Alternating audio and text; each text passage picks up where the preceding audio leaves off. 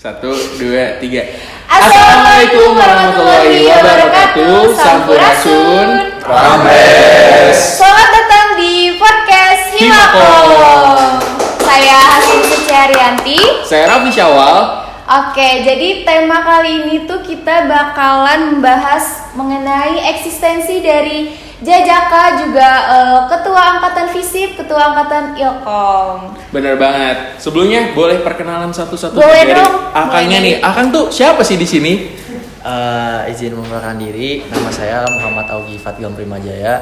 Di sini saya sebagai Ketua FISIP terpilih 2021. Keren banget. Tepuk Tepuk tangan. tangan dong.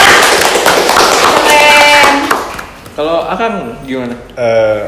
Sebelumnya perkenalkan, nama saya Dida Nurul Maulid. Saya di sini dipercaya dan diamanai sebagai Jajaka Ilkom 2021. Oh, tepuk tangan.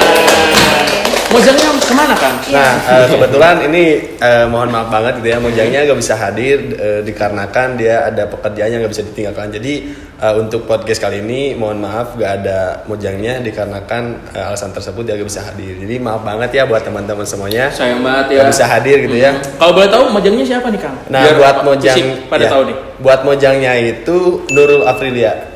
Sama juga dari ilmu komunikasi juga, angkatan 2021 juga. Oke. Dia orang Sumedang. Sumedang. Iya. Kalau Akangnya sendiri? Saya Nadi Fadila, saya selaku Ketua Angkatan Ilkom 2021. Oke. Oke, langsung aja kali ya. Mungkin kalian kan di Ilkom ini ngikutin berbagai organisasi juga ya. Iya. Pasti bakalan sibuk banget. Nah, kira-kira selain di organisasi di luar itu ada punya kesibukan lain gak sih, Kang? Mulai dari siapa dulu nih? Boleh? Dari sana dulu Kang. Boleh. Kalau saya sendiri di luar kuliah selain organisasi nggak ada sih Kang, untuk sejauh ini baru organisasi sama kuliah aja. Oke, baru organisasi sama kuliah aja ya. Tapi lumayan udah cukup sibuk juga ya. Iya. Oke. Boleh dilanjut? Saya sendiri sih sama juga kayak Augie. Kalau misalkan di luar kuliah, saya belum ada organisasi ataupun kegiatan gitu. Nggak ada. Kecuali Oke. di perkuliahan aja sih. Tapi kalau misalnya ada kesempatan atau peluang di luar nih, pasti bakalan mencoba juga. Nah, kalau misalkan emang ada kesempatan dan saya juga udah siap gitu, kayaknya sih boleh sih buat dicoba gitu. Karena sekarang juga lagi menyesuaikan terlebih dahulu dengan dunia perkuliahan itu bagaimana. Karena saya sendiri kan baru masuk nih dunia perkuliahan itu kayak gimana.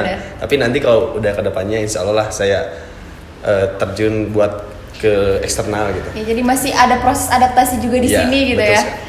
Oke, kalau Kang Aku sih buat kesibukan di luar nggak ada ya, selain rebahan doang. Rebahan.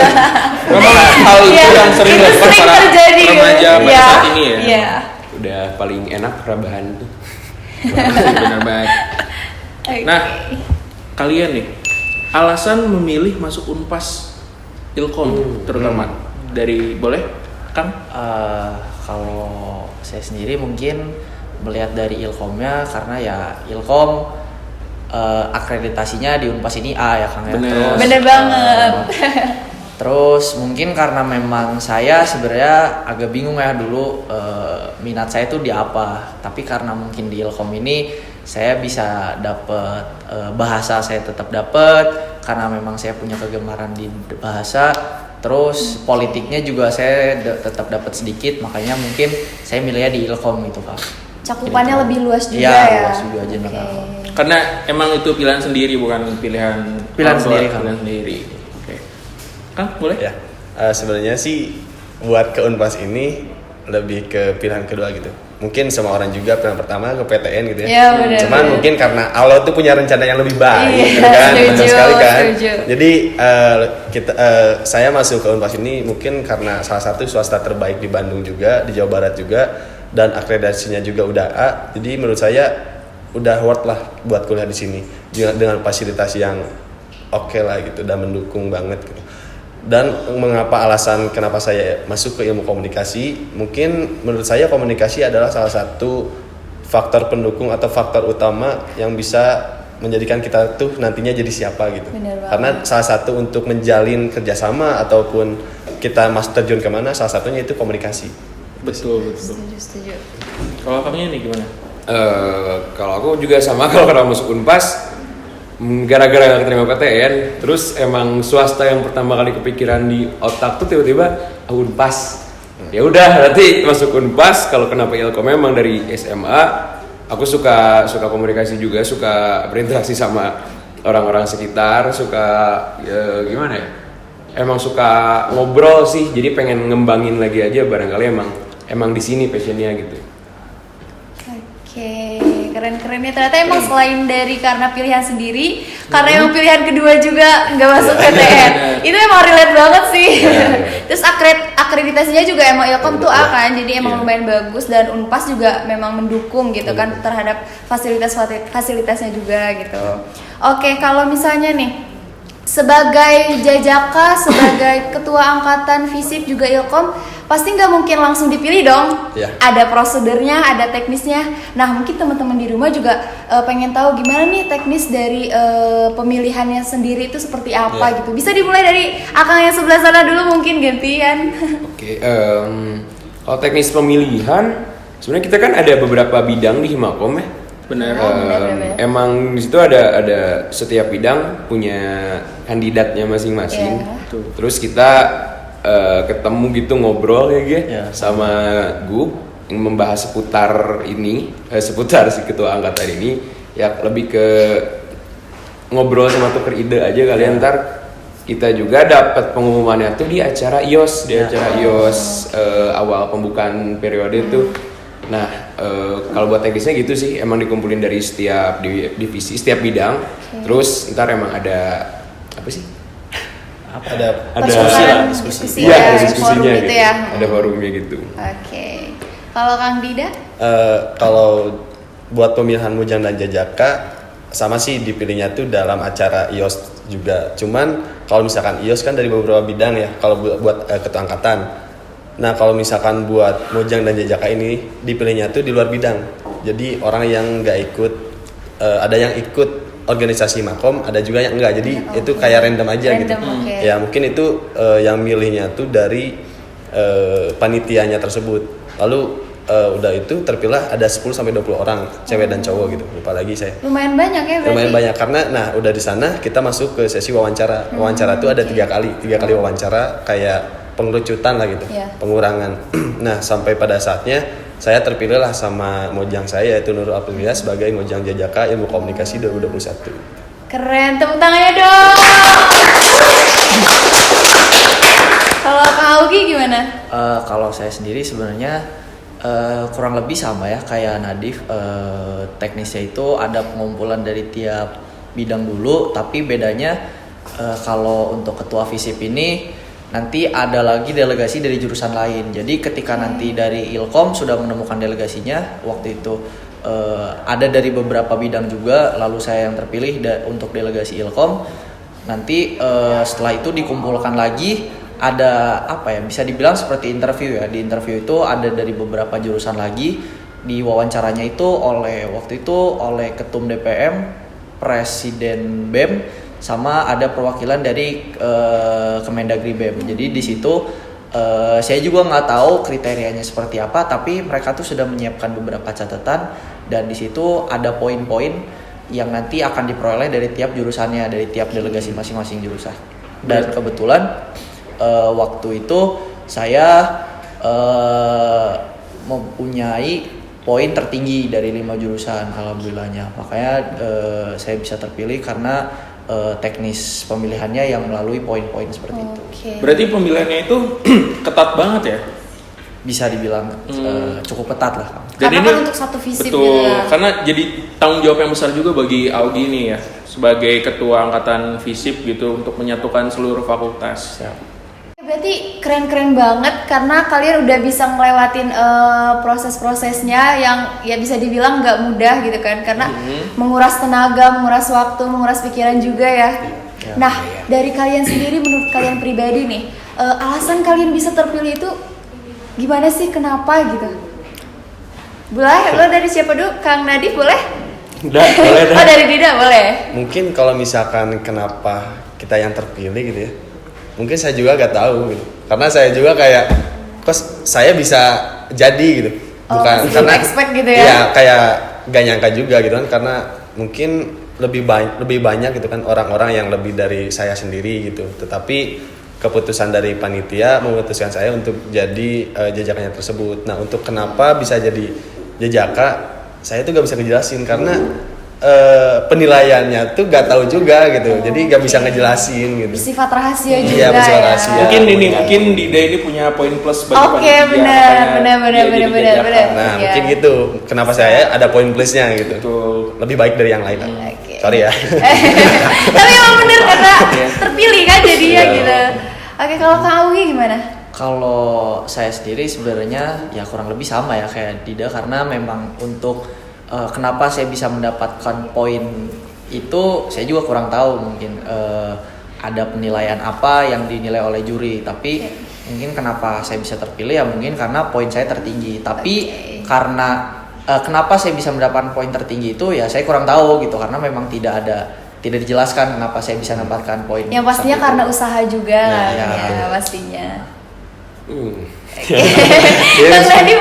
emang pertanyaan yang paling susah dijawab ya, kalau bisa kita. Oke. Cuman mungkin kayaknya waktu emang di hari interview, aku tuh niat aku nyediain kayak PowerPoint gitu. Jadi aku bawa Oke. bahan presentasian. Beda dari yang lain gitu. Ya, sekalian aku juga iya. nginput data dan problem sama problem solve-nya. Mungkin Oke. kayaknya itu sih Iya, bisa. kenapa bisa gitu.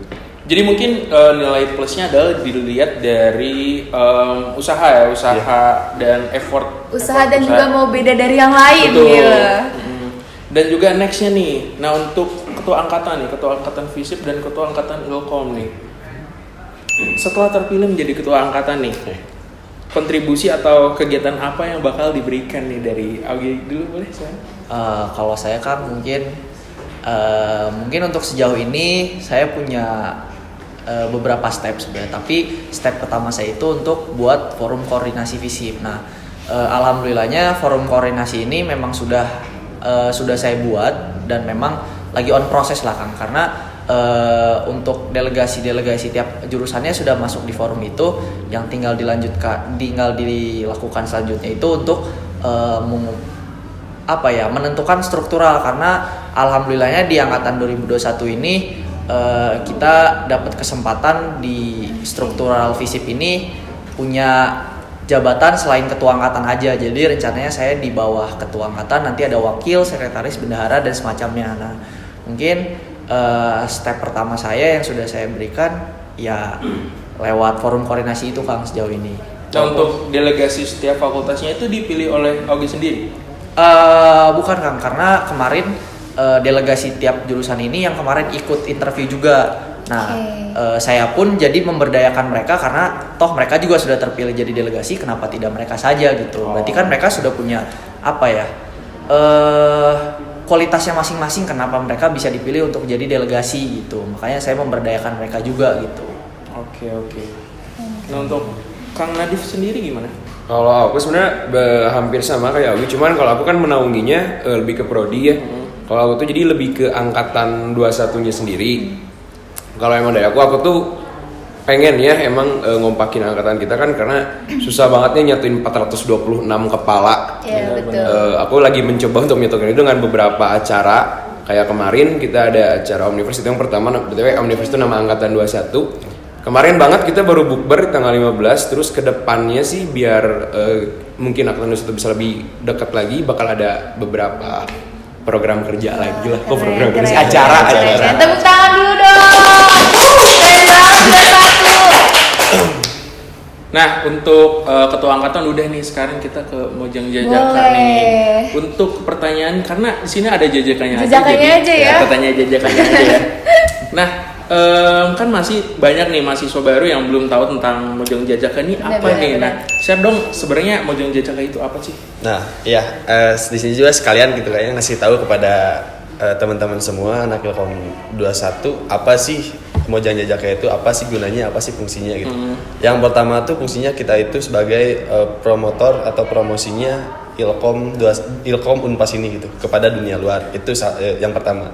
Dan yang kedua tuh Mojang dan Jajaka ini memperdayakan atau melestarikan kayak lebih mengenalkan budaya Sunda ini, karena kita tahu kan kayak Unpas tuh lekat banget dengan budayanya. Benar. Jadi di sini tuh tugas saya sebagai Mojang sebagai Jajaka, mohon maaf. Sebagai Jajaka, kita kayak mengenalkan kepada teman-teman semua, teman-teman Ilkom khususnya, bahwa budaya tuh kayak gini loh, budaya di Sunda tuh kayak gini loh, di budaya di Sunda tuh ada kayak gini loh. Nah, kayak memperkenalkan budaya di Sunda gitu lebih utamanya, karena mungkin di generasi yang sekarang bisa dibilang generasi Z gitu ya, kayak kebanyakan orang-orang tuh udah melupakan budaya, padahal itu adalah cikal bakal kita, terbentuknya kita, ya kita tuh dari budaya gitu. Berarti dengan kata lain Mojang Jajaka ini adalah wajah dari Ilkom Unpes sendiri ya? Iya, bisa dibilang seperti itu. Kebudayaan Sunda terutama Budaya Sunda, ya. ya. Oke. Nah, tadi kan udah nih cara untuk merangkul teman-teman Ilkom angkatan 21 dengan membuat program acara gitu kan. Nah, kalau untuk Kak Augie nih sebagai ketua angkatan FISIP, bagaimana sih cara merangkul agar teman-teman bisa lebih dekat gitu? Kalau saya, yang ada di bayangan saya pertama itu waktu kemarin interview juga, saya ini pengennya sebelum kita jauh-jauh ke acara, kita tuh harus membenahi internalnya dulu. Bukan berarti internalnya lagi ada masalah, bukan, tapi karena menurut saya angkatan 21 ini terkhusus FISIP itu kita nggak punya starting point yang kuat. Starting point itu adalah ospek kita tuh bisa dibilang kurang bermakna lah ya. Kita harusnya ospek ini bisa jadi tempat kita untuk mengetahui jurusan lain, malah kita tuh nggak dapet gitu Kang. Nah, kita malah yang jurusannya sendiri aja kita tuh kalau bahasa Sundanya canka ubek lah gitu. Kita belum tahu jurusannya masing-masing. Nah, makanya sebelum jauh-jauh ke acara, saya pengennya ya itu lewat forum koordinasi itu juga, saya pengennya tiap masing-masing ketua angkatan nih tahu isu-isu apa yang ada di jurusannya masing-masing. Nah, lewat situ baru kita bisa temukan solusinya untuk isunya di di jurusan Ilkom seperti apa, di AB seperti apa. Nah, nanti ketika internalnya sudah beres, baru kita bisa mengikat emosional masing-masing jurusan, dan nanti bisa FISIP ini bisa berkolaborasi gitu. Oke. Seperti itu. Jadi lebih ke internalnya terlebih dahulu Ya, gitu ya, baru terlebih menemukan jawabannya untuk nanti seperti apa gitu kan. Ya. Oke. Nah, untuk 21 nih, kan kemarin udah mencoba untuk merangkul nih. Kira-kira ada kesulitan gak sih? Kesulitan pasti ada sih, karena ya itu balik lagi ke 426 Iya, kepala iya. ya, nggak bakal semudah itu buat digabungkan. Pasti kalau dibilang agak bukan blok-blokan kali ya. Circle-circlean kali ya, emang setiap orang kan punya zona nyamannya masing-masing buat berteman ya. Cuman sejauh ini sih alhamdulillah nggak segitu susahnya ya, karena tiap kita bikin acara pasti aja antusiasnya tuh, audiens tuh yang datang di atas 100 orang, dan menurut aku itu udah jadi salah satu step awal yang bagus lah buat kedepannya gitu. Oke, keren. Buat kalian semua nih, apa pandangan kalian tentang self control nih? Mulai dari Augie, silakan. Waduh, self control berarti Cara mengontrol diri sendiri, kayak harus ada di suatu seperti ini harus kayak gimana, kayak gitu. Oke, berarti sebenarnya kalau saya sendiri ya, menurut saya Kang balik lagi ke mungkin ke kepemimpinan ya, dimana kita harus sebelum kita memimpin orang lain, berarti kita harus memimpin diri sendiri dulu, dan itu bisa dikatakan self control juga gitu, dimana kita harus menempatkan diri ketika misalkan saya ambil contoh, ketika saya berada di lingkungan Ilkom, ya berarti saya sebagai angkatan dan mahasiswa Ilkom saja, tapi ketika nanti cakupannya FISIP, ya berarti saya sebagai ketua angkatan FISIP. Ya mungkin itu salah satu bentuk self control yang saya yakini lah gitu Kang. Memposisikan diri aja sih Kang, dimana kita harus sebagai apa, ya kita harus sebagai itu gitu. Kita nggak bisa tiba-tiba out of control, out of place, tiba-tiba lagi lingkungannya Ilkom, saya tiba-tiba memposisikan diri jadi ketua FISIP, ya tidak bisa. Mungkin seperti itu Kang. Oke, mungkin sesuai dengan peribahasa ya, di mana bumi dipijak, situ langit dijunjung. Ya. Oke, boleh Kang Dida. Kalau misalkan bisa dibilang gitu ya, pengendalian diri gitu kan. Kalau mungkin dari saya sendiri ada beberapa gitu ya. Mungkin yang pertama tuh manajemen waktu gitu. Kenapa manajemen waktu? Karena kita tuh di usia muda kayak gini tuh kayak banyak banget gitu kan acara yang emang benar-benar acara, dan ada yang acara yang dibuat-buat untuk acara gitu kan. Kayak main-main aja, terus kayak nongkrong lah. Tapi kita juga ada ada kesibukan di kampus kayak organisasi, jajaka dan lain sebagainya gitu. Nah, sangat perlu banget itu akan manajemen waktu gitu. Bagaimana kita manajemen waktu, kita harus membagi waktu mana di waktu jam segini harusnya untuk apa, jam segini harusnya untuk apa, karena manajemen waktu itu sangat berguna buat kedepannya juga gitu, bukan hanya untuk sekarang. Terus mungkin yang kedua tuh lebih ke bukan bertikah, tapi melakukan sesuatu itu dengan kapasitas. Karena kita tuh harus nyadar diri, jangan kayak gimana, jangan sok-sokan lah, jangan kayak orang pasti bisa sih kayak gini mah, ini mah gampang, jangan kayak gitu. Tetapi kita harus kenali dulu kita tuh kapasitasnya segimana sih gitu. Karena itu tuh perlu sebagai tolak ukur kita kepada apa yang kita pegang gitu. Jadi kayak sebelum kita bertindak, kita harus tahu dulu apa sih kapasitas kita tuh di mana, sampai di mana kapasitas kita tuh. Itu sangat penting sih. Setelah itu mungkin yang ketiga, keluar dari zona nyaman. Mengapa keluar dari zona nyaman? Karena terkadang zona nyaman yang akan menghancurkanmu gitu. Karena dengan zona nyaman tersebut kita bisa kelalaian loh. Kayak kita udah enaknya di sini, kita gak usah bergerak ke sana kemari gitu. Udah aja di sini udah nyaman banget. Tapi itu bisa jadi salah satu bumerang bagi kita sendiri gitu. Jadi maka dari itu kita jangan terlalu nyaman lah dengan zona nyaman gitu. Harus berani keluar. Harus berani keluar karena dunia tuh gak sempit bro gitu. Bener. Dunia tuh gak cuma satu bidang gitu. Banyak sekali gitu kan. Jadi harus keluar ke zona nyaman. Nah mungkin yang terakhir itu lebih ke evaluasi diri. Itu sangat penting sih. Penting.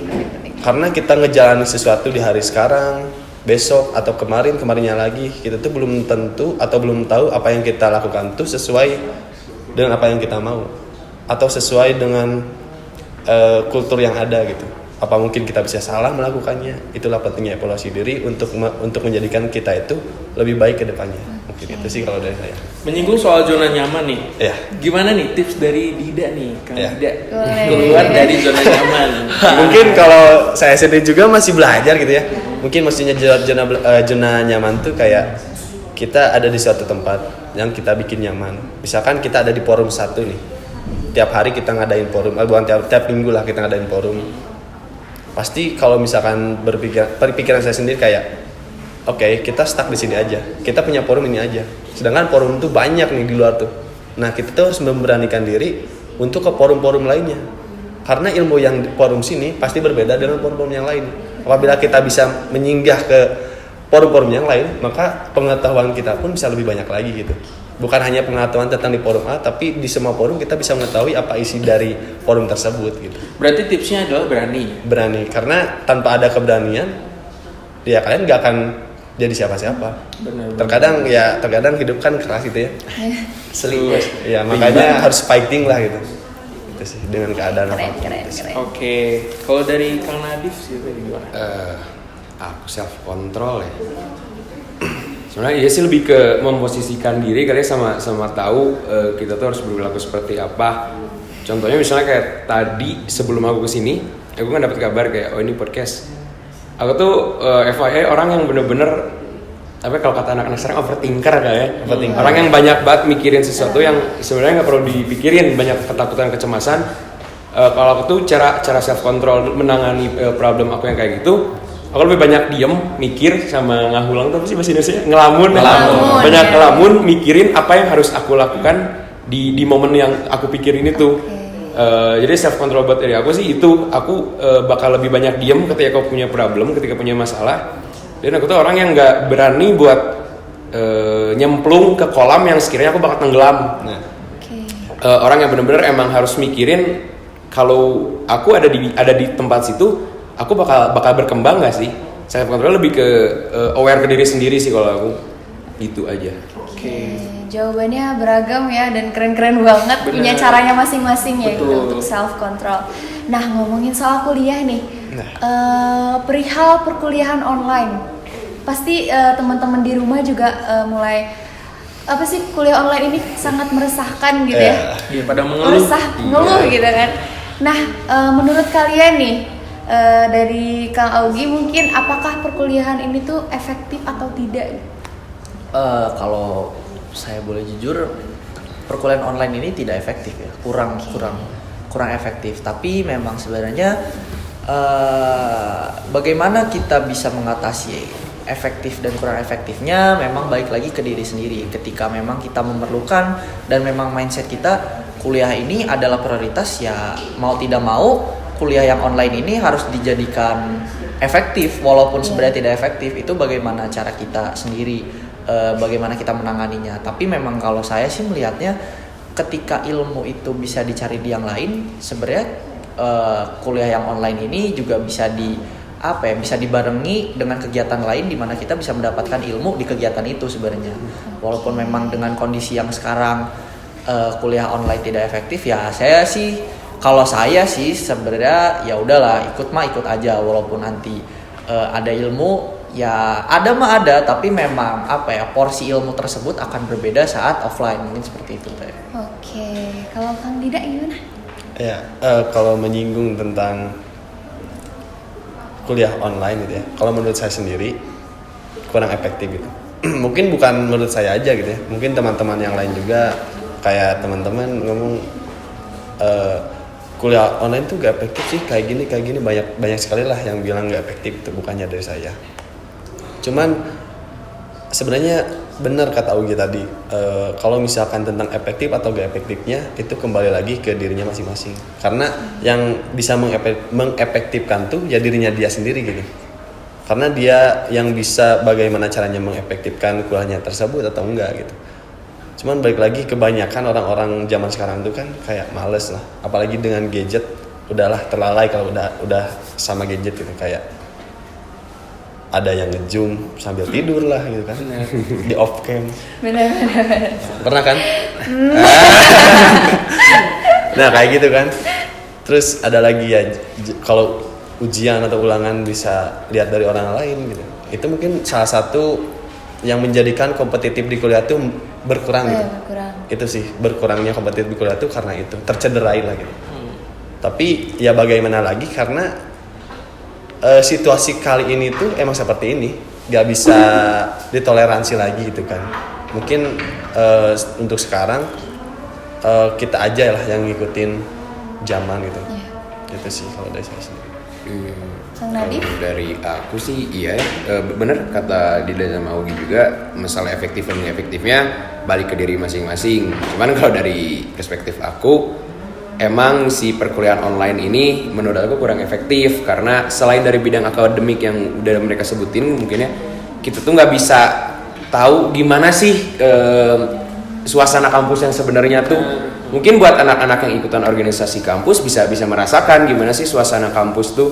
Cuman buat mereka yang nggak ikutan kan, maksudnya aku kuliah tapi aku di rumah loh gitu, nggak kerasa sih suasana kampusnya. Dan kurang juga kayak kita buat nyari relasi di luar akademiknya gitu, kayak nongkrong mungkin bisa, cuman nggak bakal seenak waktu offline gitu. Ya kita berdoa aja lah mungkin ya segera.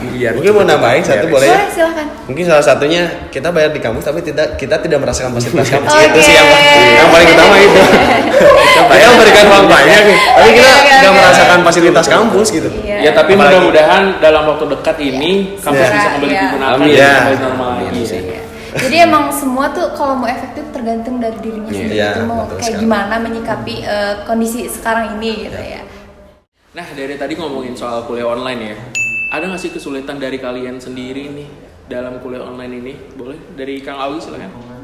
Mungkin kalau saya sendiri itu kesulitannya di materi ya kan, dimana kita harus ngejar materi, tapi balik lagi ke efektivitas yang tadi, kita tuh kurang gitu, kita kurang gimana ya, mungkin teman-temannya juga pasti merasakan ya, dimana beda rasanya ketika belajar langsung tatap muka dan online tuh berbeda, dimana ada interaksi mahasiswa dan dosen tuh lebih terbangun dan ada chemistry tuh dimana kita bisa bisa tektokan dengan dosen tuh lebih enak. Kalau online kan orang cenderung akan lebih males ya untuk nanya atau misalnya berinteraksi dengan dosen, karena ya jujur saya juga merasakan dimana kalau online saya cenderung akan lebih diam dan lebih memperhatikan ya, walaupun materinya juga tidak akan langsung masuk. Beda ketika tatap muka, materi yang disampaikan tuh akan lebih cepat untuk masuk gitu sebenarnya ya. Mungkin kesulitannya di situ aja sih Kang. kalau saya. Oke, karena kalau misalkan tatap muka itu jadi ada lebih kayak terpacu ya, Iya, terpacu Kang. untuk nanya gitu. Itu. Kalau Kang Dida gimana sih? Mungkin kalau dari saya juga agak jauh berbeda dari apa yang dikatakan Audi gitu ya. Mungkin salah satu faktor kekurangan dalam online tersebut yaitu kita susah untuk mencerna materi apa yang dibicarakan oleh dosen gitu. Mungkin ada beberapa faktor juga gitu kenapa kita bisa sulit untuk mencerna materi tersebut. Yang pertama bisa aja gitu kan, namanya juga di media massa gitu kan, kita bisa terkendala oleh jaringan. Sangat banyak sekali gitu kan terkendala oleh jaringan. Beberapa dosen gak bisa hadir karena dia lagi di luar kota ataupun lagi di kampung, jadi gak bisa melakukan perkuliahannya tersebut. Itu bisa mengganggu juga gitu kan. Terus yang kedua juga kembali lagi dengan kebiasaan anak muda zaman sekarang gitu kan, rebahan, malas-malasan, itu yang membuat kelalaian kita dalam perkuliahan gitu. Karena apa ya, kayak dienakin banget tuh kan, online, bisa di rumah, bisa sambil makan, sambil ngemil, tinggal off cam, sambil tidur. Kita ikut Zoom aja terus kita langsung tidur, kan dosen nggak tahu dia merhatiin atau enggak gitu kan. Tadi relate juga sama yang zona nyaman itu ya. Iya, Jadi makanya mahasiswa udah Self-control. terbiasa. Self controlnya itu kayak dia udah zona nyamannya tersebut tuh, ya zona nyamannya dia tuh udah kayak gitu. Ya udah, dia susah untuk keluar dari zona nyaman tersebut gitu. Kayak tadi yang dibilang juga, ya zona nyaman sebenarnya yang bisa menghancurkan diri kita sendiri gitu. Itu sih kalau dari saya. Kang Nadif gimana nih? Aku kesulitan kuliah online ya. Sebenarnya ya pasti ada sih. Kurang lebih sama juga kalau aku tuh lebih ke gak bisa nangkepin sih, bener nangkap materinya, karena aku tuh orang yang emang bisa nangkep kalau ngelihat langsung gitu. Gak emang sih kita dari handphone atau dari Zoom dari laptop emang bisa lihat materinya, cuman itu ya balik lagi kayak yang tadi Dida bilang, keseriusannya tuh nggak kerasa. Si suasana lagi duduk diem emang lagi belajar itu nggak kerasa. Bahkan aku sering banget kalau nge-zoom tuh ya sambil tiduran, sambil rebahan gitu. Itu sih yang kesulitan buat aku tuh, si rasa kuliahnya emang nggak kerasa. Terus ngaruhnya juga jadi ke kayak tuduh yang kelewat gitu, karena ya. kita gak punya rasa mungkin kalau dari aku sendiri, aku rasa tanggung jawab buat perkuliahannya kurang kerasa gitu karena si suasana yang nggak kebentuk itunya. Kalau dari aku kesulitan itu sih. Berarti tadi tuh materi, kemudian teknis perkuliahan, juga sama membiasakan diri gitu ya. Oke, kalau mungkin tadi kan udah dibahas nih soal gimana self control, gimana cara merangkul teman-teman angkatan 21, FISIP gitu kan. Nah, harapan dari kalian untuk kedepannya itu seperti apa sih untuk angkatan 21, untuk FISIP juga gitu. Dari Kang Nadif boleh? Kalau dari aku, harapan buat angkatan 21 yang pasti sih semoga kita bisa semakin lebih kompak lagi ya, bisa menjalin tali silaturahmi terus, bisa kenal satu sama lain juga, apalagi kalau 426 kepala itu bisa saling kenal, itu bakal keren banget. Sama lebih kreatif aja sih, itu mungkin ya. Oke, Kang Augi? Kalau saya sih sebenarnya pasti end goalnya akan mengkerucut lagi ke kesulitan ya. Tapi mungkin karena cakupannya FISIP mungkin lebih apa ya? Lebih ada sinergitas antar jurusan lah gitu. Di sisi lain kesulitan ada juga sinergitas antara jurusan seperti itu. Oke, kalau Kang Dida? Mungkin kalau dari saya sendiri gitu ya, apa yang dikatakan dua teman saya itu salah satunya gitu kan, ingin menyolidkan, ingin menyatukan, ingin jadi orang-orang kreatif gitu kan. Mungkin penambahan dari saya sendiri, saya tuh pengen anak-anak 21 tuh lebih mengenal akan budaya gitu. Budaya apa aja sih, karena itulah fungsinya dari Mojang dan Jajaka tuh memperdayakan kita tuh untuk memberitahu atau mengasih tahu kepada orang-orang bahwa ini tuh budaya Sunda loh, ini harus dilestarikan, Anda harus tahu gitu. Jangan kelalaian oleh masa sekarang atau zaman sekarang, tapi kalian harus ingat cikal bakal kalian tuh dari mana gitu. Kalian tuh dari Sunda. Apalagi kan Unpas sangat kental banget ya sama budayanya. Makanya kayak kita tuh jangan sampai melupakan budaya sih. Oke, jadi selain solidaritas, sinergitas juga dengan melupakan budaya gitu ya. Terakhir nih, buat ketua angkatan nih, kalian abis ini nextnya bakal bikin kegiatan apa nih? Kasih bocoran selain bikin forum tadi apa nih? Mungkin kalau aku sendiri apa ya? Yang ada di pikiran aku mungkin charity ya Kang ya, bakti sosial mungkin. Tapi memang baru pikiran selintas, belum ada seperti apa-apanya. Tapi pengennya si charity ini jadi nafas panjang, nggak cuma sekali 2 kali, tapi ya kalau bisa berkali-kali gitu. Toh output ke masyarakat luas ada, ke mahasiswa pun ada. Mungkin bayangan selintasnya itu sih charity. Kayak gitu ya nextnya. Ya. Kalau Kang Nadif sendiri gimana? Ya mungkin kalau Augie acara yang serius ya, lebih ke acara serius, mungkin aku kepikiran ke acara yang lebih have fun, karena kayak yang tadi aku bilang, aku pengen kompakin angkatan aku. Setelah acara terakhir kemarin bukber, rencananya udah kita sempat ngobrol kayak kita bakal ada acara garden party buat kedepannya. Cuman aku belum bisa nentuinnya kapan, cuman buat acara selanjutnya pasti bakal ada garden party. Dan itu tujuannya untuk kembali lagi ya, untuk menyatukan angkatannya. Itu. Oke.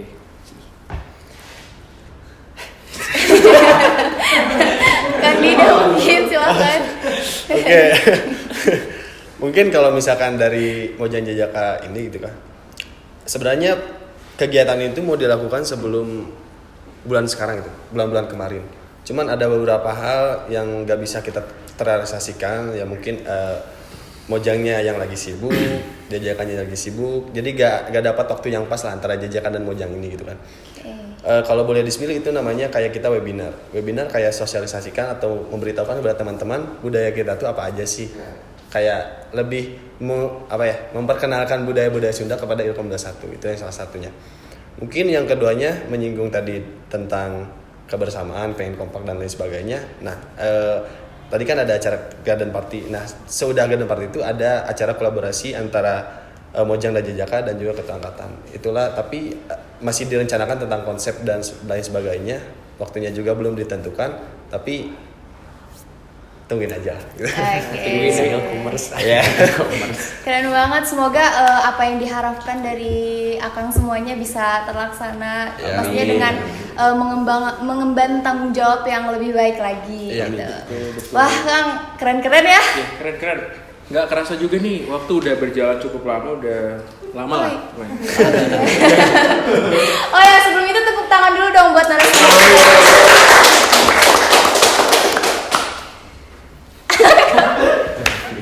Tutup. Oke, mungkin buat teman-teman yang mau nyaksin podcast selanjutnya bisa disaksikan di mana?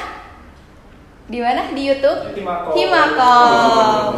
Oke. Sebelumnya makasih banget untuk narasumber karena sudah meluangkan waktunya di untuk acara ini gitu. Karena nggak gampang loh, ini orang sibuk Sibuk semua. sekali. Oke. Mungkin kita cukupkan. Mohon maaf kalau misalnya ada kata-kata yang kurang berkenan. Sekian, terima kasih. Wassalamualaikum warahmatullahi wabarakatuh.